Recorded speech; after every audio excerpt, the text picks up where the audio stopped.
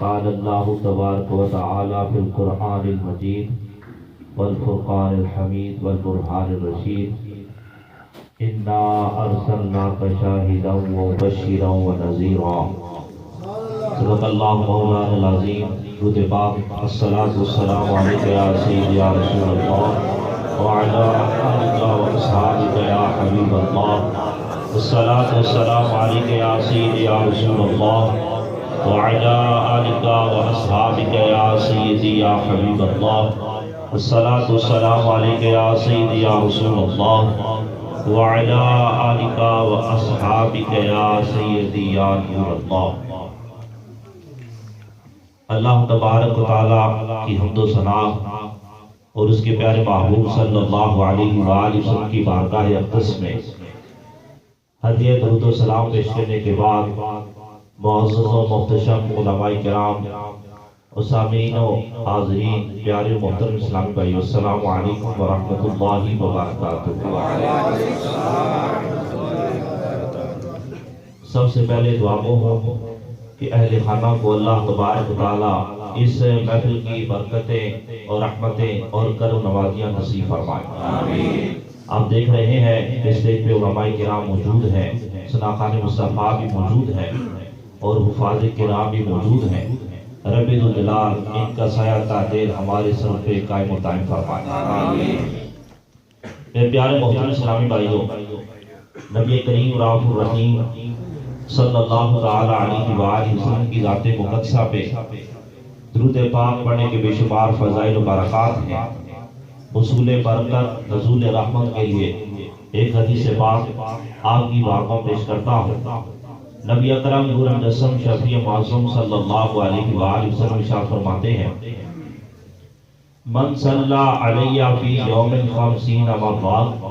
صافحتہ یوم القیامہ، او کما قال النبی صلی اللہ علیہ وسلم۔ اس حدیث پاک کا مفہوم یہ ہے، نبی اکرم صلی اللہ علیہ وآلہ وسلم شاہ فرماتے ہیں،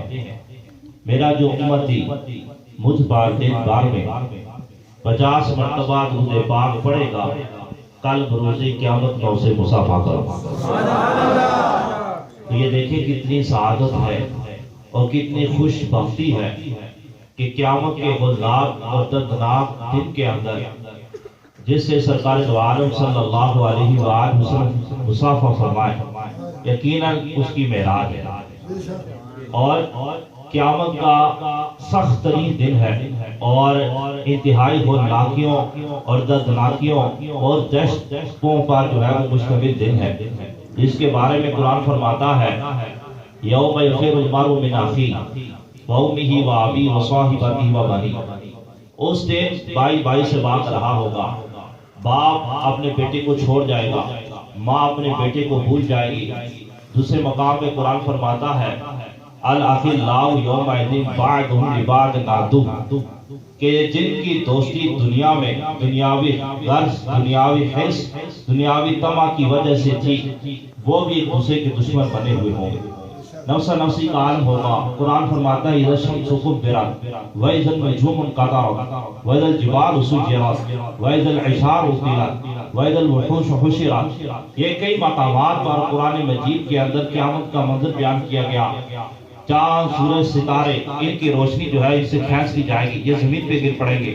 زمین ساری برابر ہو جائے گی، سورج بالکل قریب آ جائے گا، ہر شخص اپنے اپنے اعمال کے حساب سے اپنے اپنے پسینے کے اندر شرابور ہوگا، ڈوبا ہوا ہوگا، اور ایسے لوگ لگ رہے ہوں گے جیسے نشے کی حالت میں ہے، لیکن حقیقت میں نشے میں نہیں ہوں گے، ان کے اوپر خوف ہوگا۔ نبی اکرم صلی اللہ علیہ وآلہ وسلم بیان فرماتے ہیں کہ جب کل بروز قیامت لوگوں کو قبروں سے اٹھایا جائے گا تو برہنے ہوں گے، یعنی ان پر لباس نہیں ہوگا۔ تو حضرت عائشہ صدیقہ طیبہ طاہرہ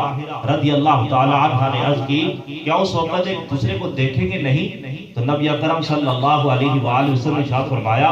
کہ قیامت کی ہولناکی اتنی ہوگی کہ بندے کو ہوش ہی نہیں ہوگی کہ وہ کسی دوسرے کی طرف نگاہ اٹھا کے دیکھ سکے۔ اتنا مشکل ترین لمحہ اور اتنی مشکل ترین گھڑیاں اور ساتھ کتنا وہ خوش نصیب امتی ہے کہ جس کے ساتھ نبی پاک صلی اللہ علیہ وسلم ایسے مشکل حالات میں مصافحہ فرمائے. سبحان اللہ. تو نبی اکرم صلی اللہ علیہ وآلہ وسلم نے پہلے اس کا جو ہے وہ طریقہ بھی بتا دیا ہے کہ روزانہ کی بنیاد پر تم جو ہے 50 مرتبہ میری ذات میں درود پاک پڑھو تو میں کل بروز قیامت تم سے مصافحہ کروں. سبحان اللہ. اور جو 5 وقت نماز پڑھتے ہیں ان کے لیے تو یہ وظیفہ بالکل ہی آسان ہے کہ اگر ہر نماز سے پہلے صرف 10 مرتبہ ہی درود پاک پڑھیں تو آسانی سے یہ عمل جو ہے پورا کر سکتے ہیں. ویسے علماء کرام بیان فرماتے ہیں جو دن میں 313 مرتبہ درود پاک پڑھتا ہے تو وہ کثرت سے درود پاک پڑھنے والوں میں شمار کیا جاتا ہے. اس لیے ہمارے شیخ طریقت امیر اہل سنت نے ہمیں جو مدنی انعامات کا رسالہ عطا فرمایا ہے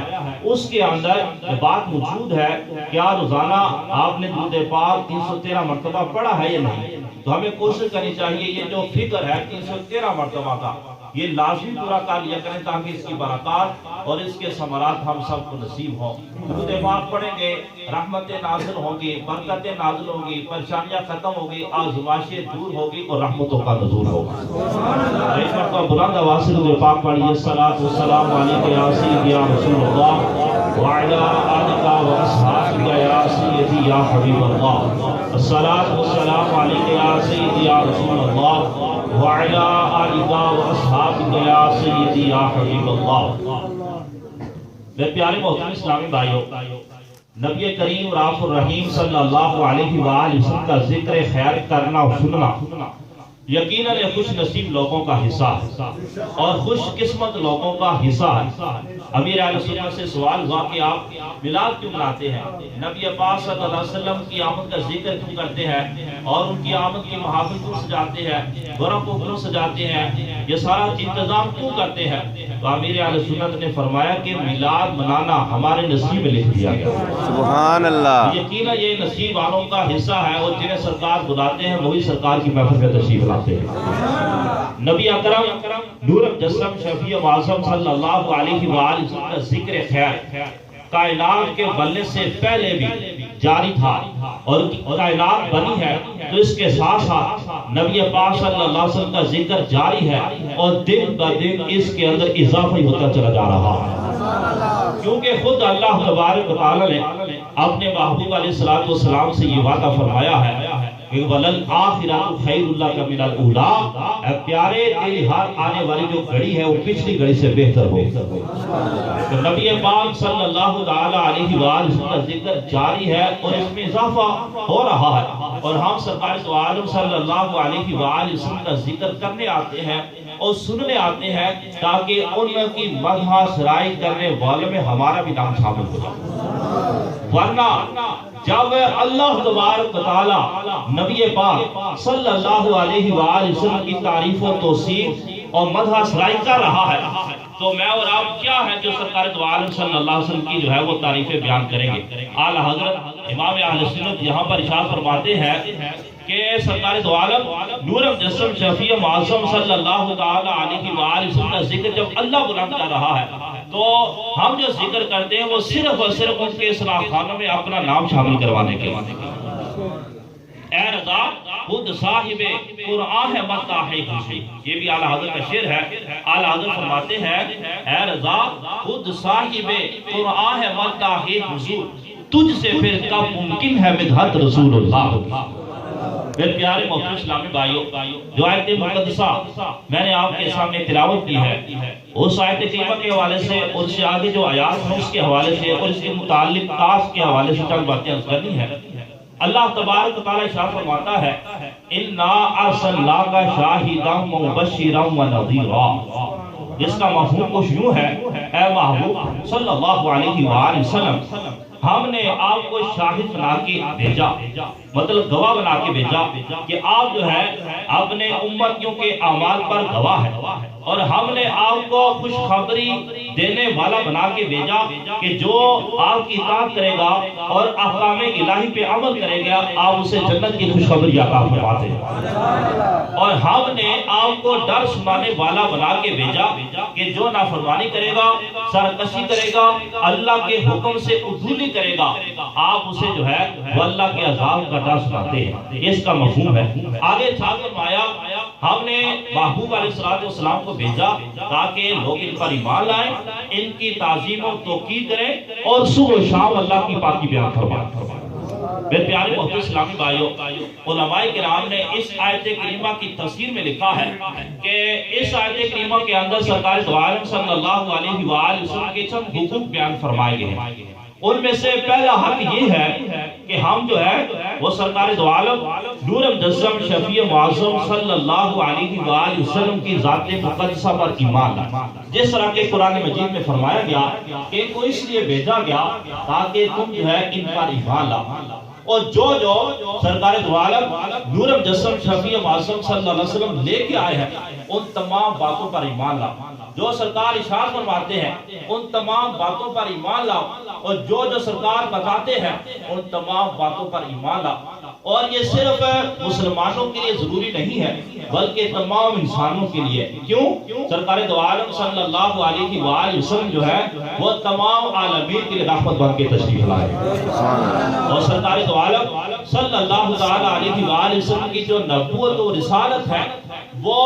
عام ہے۔ جو پہلے انبیاء کرام علیہ السلام تشریف لاتے ان کی نبوتیں، ان کی رسالتیں مخصوص علاقوں کی طرف، مخصوص قوموں کی طرف اور مخصوص وقتوں تک ہوتی تھی، لیکن اللہ تبارک و تعالیٰ نے سرکار دو عالم نور مجسم شفیع معظم صلی اللہ تعالی علیہ وآلہ وسلم کو تمام کائنات کے لیے رسول بنا کے دنیا میں جمع کر فرمایا۔ سبحان اللہ۔ اور سرکار دو عالم نور مجسم شفیع معظم صلی اللہ تعالی علیہ وآلہ وسلم کو اللہ تبارک و تعالی نے خاتم النبیین بنایا ہے کہ نبی پاک صلی اللہ تعالی علیہ وآلہ وسلم کے بعد اسی اعتبار سے بھی کوئی بھی نبی جو ہے وہ نہیں آ سکتا۔ تو میں عرض کر رہا تھا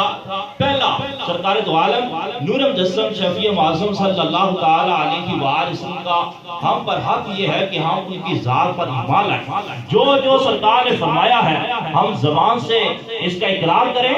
اور دل سے اس کی تصدیق کریں، یہ جو ہے ہم پر لازم ہے۔ اگر کوئی بندہ سارے انبیاء کرام علیہ السلام کو مانتا ہے لیکن سرکار دو عالم نور مجسم شفیع معظم صلی اللہ علیہ وآلہ وسلم کی ذات مقدسہ کی نبوت اور رسالت کی تصدیق نہیں کرتا، وہ بندہ مومن نہیں ہو سکتا، اس کا ایمان جو ہے وہ ثابت نہیں ہو سکتا، کیونکہ سرکار دو عالم نور مجسم شفیع معظم صلی اللہ علیہ وآلہ وسلم پر ایمان لانا ضروری ہے۔ اس کے ساتھ ساتھ نبی پاک صلی اللہ تعالی علیہ وآلہ وسلم کا دوسرا ہم پر حق یہ ہے کہ ہم سرکار دو عالم نور مجسم شفیع معظم صلی اللہ علیہ